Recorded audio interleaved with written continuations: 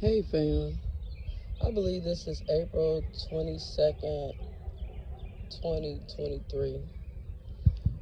I came over to take care of the apple trees over my cousin's house.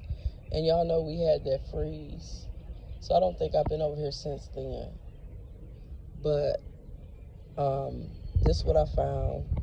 I just pruned it too.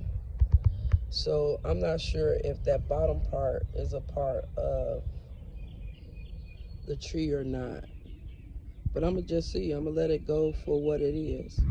So what I did was, um, I looked up companion planting, and I put some sage,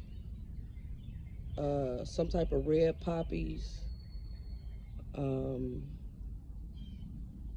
sunflowers, and wildflowers around the tree.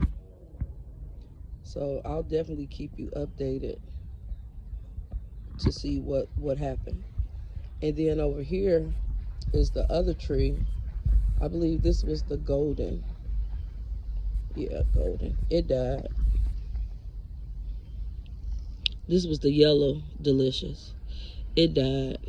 So what I did was, um, it was some of the greenery that was on the other tree. I put it over here just to see what it do. It might not do nothing, but you know that's the thing in the garden.